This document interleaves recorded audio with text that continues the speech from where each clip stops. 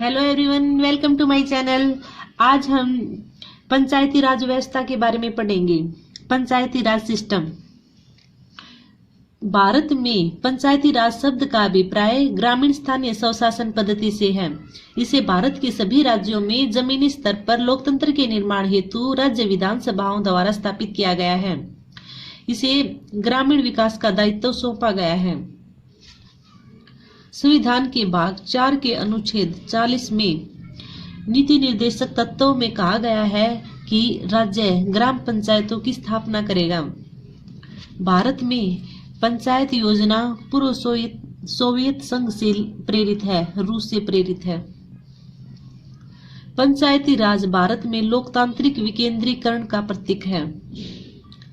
2 अक्टूबर महात्मा गांधी के जन्म पर 2 अक्टूबर 1952 को इस उद्देश्य के साथ सामुदायिक विकास कार्यक्रम प्रारंभ किया गया कि सामान्य जनता को विकास प्रणाली से अधिक सहयुक्त किया जाए। इस कार्यक्रम के अधीन विकास हेतु सरकारी कर्मचारियों के साथ सामान्य जनता को विकास की प्रक्रिया से जोड़ने का प्रयास किया गया, लेकिन जनता को अधिकार नहीं दिया गया, जिस कारण यह सरकारी अधिकारियों तक सीमित रह गया और असफल हो गया। सामुदायिक विकास कार्यक्रम तथा राष्ट्रीय प्रसार सेवा के असफल होने के बाद पंचायत राज व्यवस्था को मजबूत बनाने की सिफारिश करने के लिए 1957 में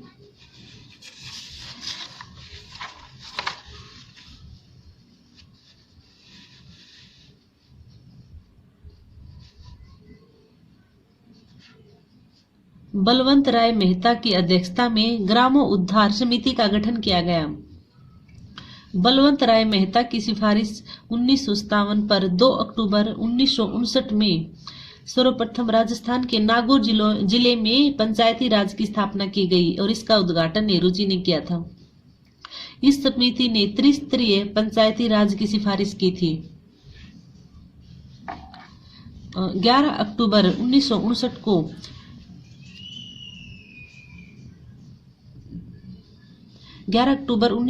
को पंडित जवाहरलाल नेहरू ने आंध्र प्रदेश में राज्य में पंचायती राज का प्रारंभ किया। 1973 में गठित अशोक मेहता समिति ने द्विस्तरीय पंचायती राज की सिफारिश की थी। 1992 से 93, 1992 से 1993 में संविधान के 73वें संविधान संशोधन द्वारा संविधान में 11वीं अनुसूची जोड़ी गई एवं संविधान के 9वें भाग के अनुच्छेद 243 जो ए से ओ तक है में पंचायती राज से संबंधित कुछ प्रावधान दिए गए हैं।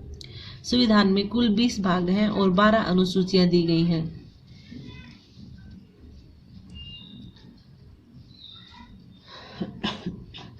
पंचायती व्यवस्था के संबंध में प्रावधान संविधान के भाग 9 से 16 अनुच्छेदों में शामिल किया गया है, जो निम्न प्रकार है। त्रिस्तरीय पंचायती राज व्यवस्था का प्रावधान किया गया है। इसके अनुसार सबसे निचले स्तर अर्थात ग्राम स्तर पर ग्राम सभा के गठन का प्रावधान है।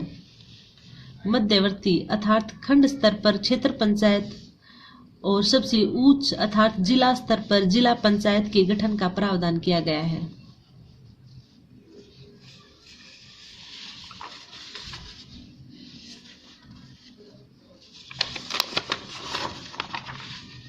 पंचायती राज व्यवस्था में किसकी संरचना होगी?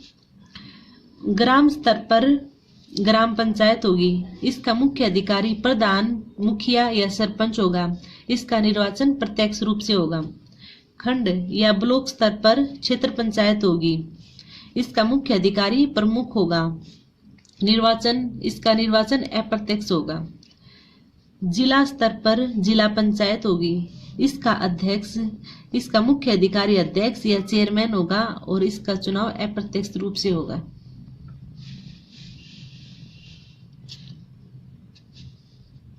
जिन राज्यों की जनसंख्या 20 लाख से कम है उनमें 2 स्तरीय पंचायत अर्थात जिला स्तर और गांव स्तर पर का गठन किया जाएगा और 20 लाख की जनसंख्या से अधिक वाले राज्यों में त्रिस्तरीय पंचायती राज अर्थात गांव, मध्यवर्ती तथा जिला स्तर पर की स्थापना की जाएगी। 20 लाख से कम वाले जनसंख्या पर 2 स्तरीय पंचायत होगी और 20 लाख से अधिक की जनसंख्या पर त्रिस्तरीय पंचायत राज्य की व्यवस्था होगी। सभी स्तर के पंचायतों के सभी सदस्यों का चुनाव वयस्क मतदाताओं द्वारा प्रत्येक 5वें वर्ष में किया जाएगा। पंचायत के सभी स्तरों पर अनुसूचित जाति तथा अनुसूचित जनजाति के सदस्यों के लिए उनके अनुपात में आरक्षण प्रदान किया जाएगा तथा महिलाओं के लिए 30% आरक्षण होगा। सभी स्तर की पंचायतों का कार्यकाल 5 वर्ष होगा, लेकिन इनका विघटन 5 वर्ष से पहले भी किया जा सकता है, परंतु विघटन की दशा में 6 मास के अंतर्गत चुनाव कराना आवश्यक होगा।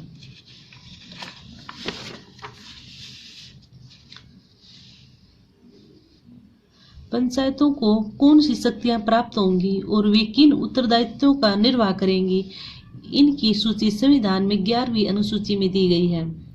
इस सूची में पंचायतों के कार्य निर्धारण के लिए 29 कार्य क्षेत्रों को चिन्हित किया गया है। ये कार्य क्षेत्र हैं: कृषि संबंधित, भूमि सुधार, सिंचाई संबंधित, पशुपालन, दुग्ध व्यवस्था से संबंधित, मत्स्य उद्योग, वन्य उद्योग, खाद्य उद्योग, ग्रामीण उद्योग, ईंधन, पशुओं के चारे की व्यवस्था, सड़कें, पुल बनाने की व्यवस्था, सांस्कृतिक कार्यक्रम, बाजार, मेले, परिवार की कैसे समृद्धि हो, महिला एवं बाल विकास, सार्वजनिक संपत्ति की रक्षा करना आदि। केंद्र सरकार में ग्रामीण विकास मंत्री पंचायती राज के विभिन्न अंगों की निगरानी करते हैं। Thanks for watching.